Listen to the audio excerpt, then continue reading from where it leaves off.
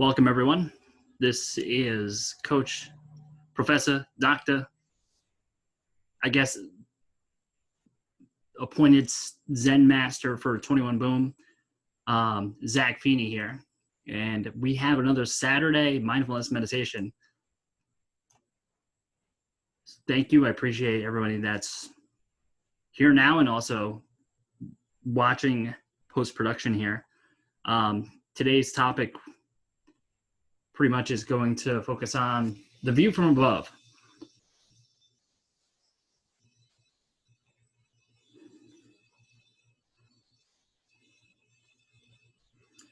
Plato has a fine saying that he who would discourse of man should survey as from some high watchtower the things of earth.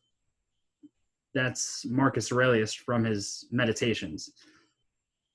Take a moment to settle into your posture and make yourself comfortable. Close your eyes and relax.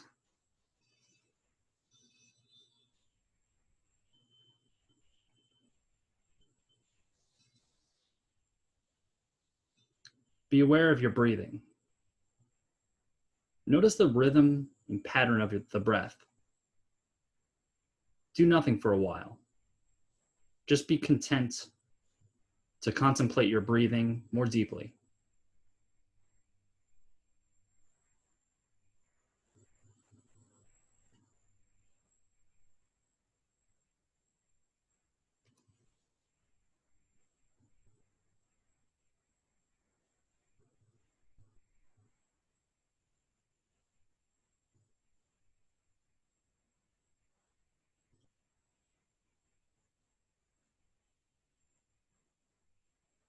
Now begin by paying attention to the whole of your body as one. From the top of your head, all the way down into your fingers, and down into your toes. Be aware of your body as one, every nerve, muscle, and fiber. Don't try to change anything. Don't try to stop anything from changing. Some things can change just by being observed.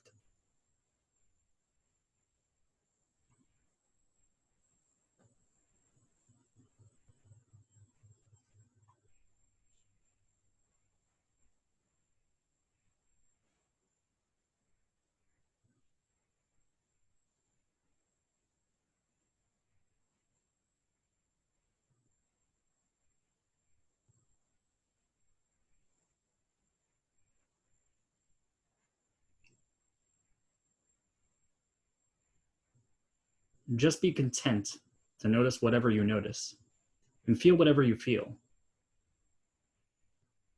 Be a passive, detached observer. As you continue to relax, turn your attention deeper within and become more aware of your body until you can almost imagine how you would look right now. Begin to picture yourself as if seen from the outside. Now just imagine that you are taking a step back and looking at yourself. It really doesn't matter how vividly you can picture yourself. It's just the intention, just the idea that matters. Imagine your body posture, your facial expression, the color and style of your clothing.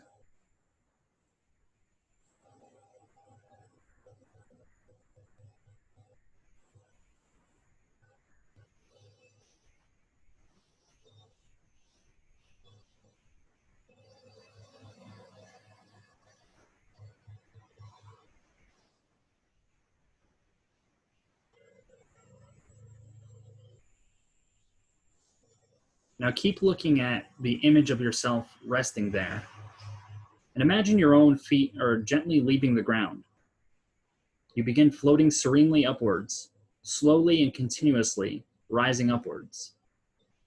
All the while, your gaze keeps returning to your own body, now seated there below you as you rise above it. Keep looking down toward your body as you float higher and higher. The The roof and ceiling disappear, allowing you to float freely upward. Gazing down, you see yourself seated comfortably below in the building, looking contented and contemplative. You see all the rooms and any other people around. And as you continue to float gently higher and higher, your perspective widens more and more until you see the whole surrounding area. You see all the buildings nearby from above. You see the people in buildings and in the streets and roads. You observe people far below working or walking along the pavement, people cycling or driving their cars, and those traveling on buses and trains. You begin to contemplate the whole network of human lives and how people everywhere are interacting with each other, influencing each other, encountering each other in different ways.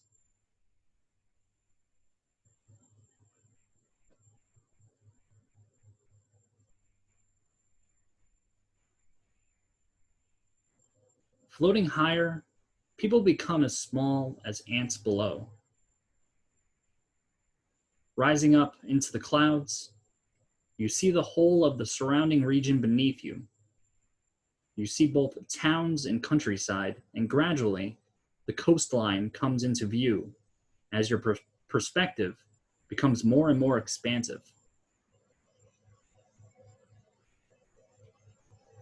You float gently as above the clouds, above the weather, and through the upper atmosphere of the planet Earth, so high that you eventually rise beyond the sphere of the planet itself and into outer space.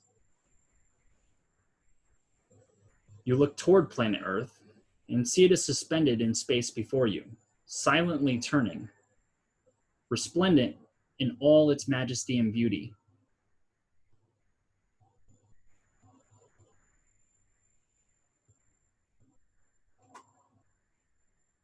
You see the whole of your home planet, the blue of the great oceans, and the brown and green of the continental land masses. You see the white of the polar ice caps, north and south. You see the gray wisps of cloud that pass silently across the surface of the earth. Though you can no longer see yourself from so far above, you know and feel that you are down there on earth below, and that your life is important, and what you make of your life is important. Your change in perspective changes your view of things, your values and priorities. You contemplate all the countless living beings upon the earth. The population of the planet is over 7 billion. You realize that your life is one among many, one person among the total population of the earth. You think of the rich diversity of human life on earth, the many languages spoken by people of different races in different countries, people of all different ages, newborn infants, elderly people, people in the prime of life. You think of the enormous variety of human experiences. Some people right now are unhappy. Some people are happy. And you realize how richly varied the tapestry of human life before you seems.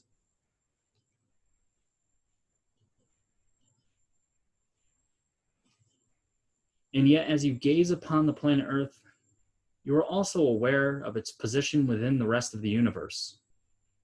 A tiny speck of stardust, adrift in the immeasurable vastness of cosmic space. This world of ours is merely a single planet, a tiny grain of sand by comparison with the endless tracts of cosmic space. A tiny rock in space, revolving around our sun. The sun itself just one of countless billions of stars which punctuate the velvet blackness of our galaxy.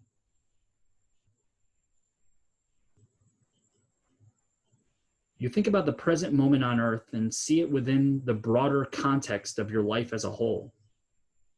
You think of your lifespan as a whole, in its totality. You think of your own life as one moment in the enormous lifespan of mankind. Hundreds of generations have lived and died before you. Many more will live and die in the future, long after you yourself are gone. Civilizations, too, have a lifespan. You think of the many great cities which have arisen and been destroyed throughout the ages. In your own civilization as one in a series, perhaps in the future to be followed by new cities, peoples, languages, cultures, and ways of life.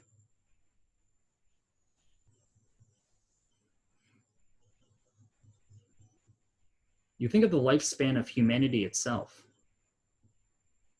just one of countless billions of species living upon the planet. Mankind arose as a race roughly 200,000 years ago. Animal life itself first appeared on Earth over 4 billion years ago.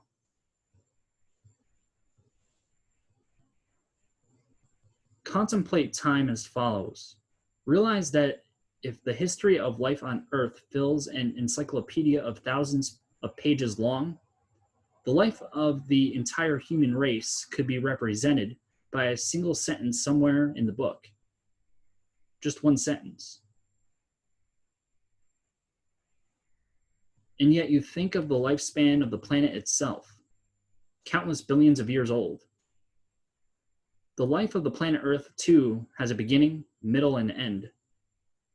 Formed from the debris of an exploding star unimaginably long ago, one day in the distant future, its destiny is to be swallowed up and consumed by the fires of our own sun.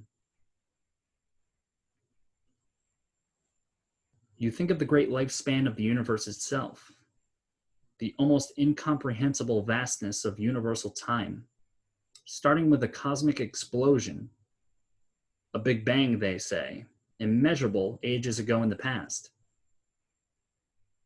Perhaps one day at the end of time, this whole universe will implode upon itself and disappear once again.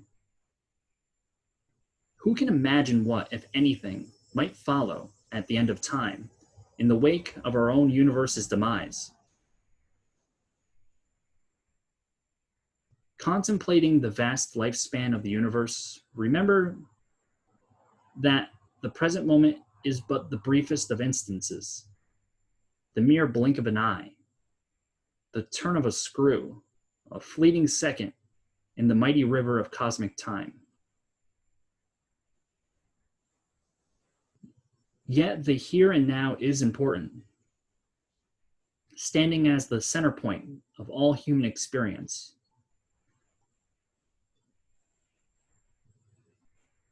Here and now you find yourself at the center of living time. Though your body may be small in the grand scheme of things, your imagination, the human imagination, is as big as the universe, bigger than the universe, enveloping everything that can be conceived. From the cosmic point of view, your body seems small, but your imagination seems utterly vast.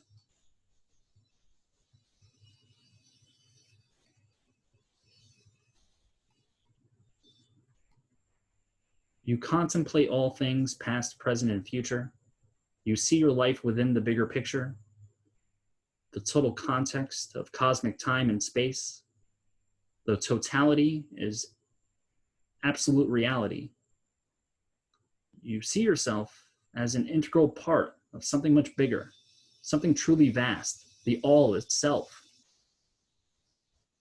Just as the cells of your own body work together to form a greater unity, a living being, so your body as a whole is like a single cell in the organism of the universe.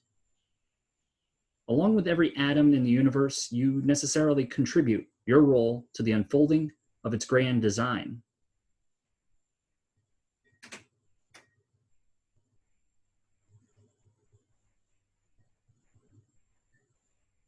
And as your consciousness expands and your mind stretches out to reach and touch the vastness of eternity, things change greatly in perspective, and shifts occur in their relative importance. Trivial things seem trivial to you. Indifferent things seem indifferent.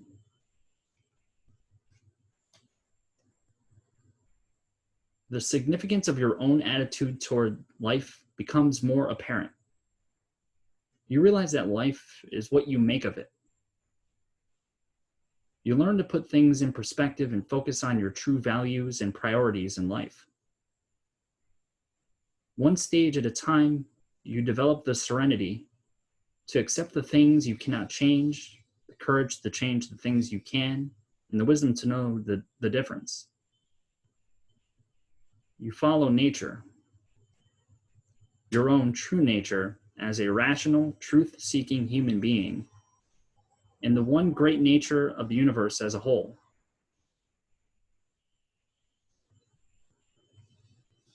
Now, in a moment, you are beginning to sink back down to earth,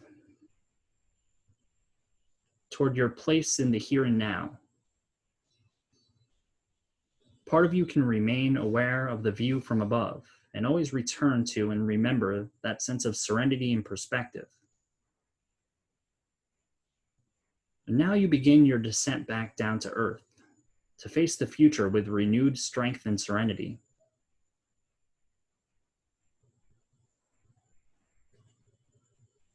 You sink back down through the sky, down, down, down, toward the local area, down, down, down, into this building, down, down, down. You sink back gently into your body, all the way now, as your feet slowly come to rest upon the floor once again.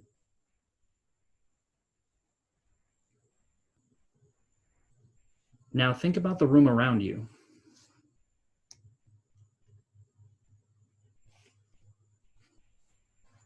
Think about action,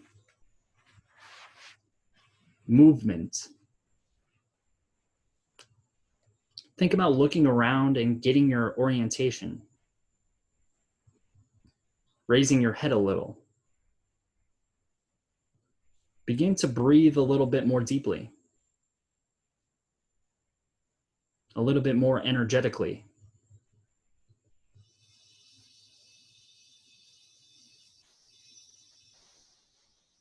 Let your body feel more alive and ready for action.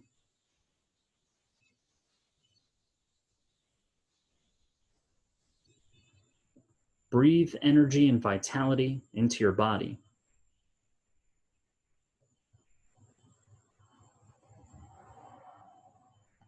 Breathe a little deeper and deeper again.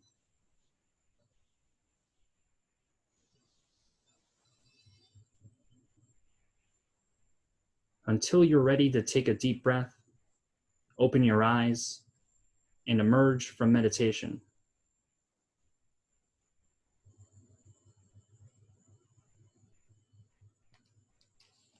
Taking your mindfulness and self-awareness forward into life, beginning now, take a deep breath and open your eyes now when you're ready. Entering the here and now with deep calm and serenity.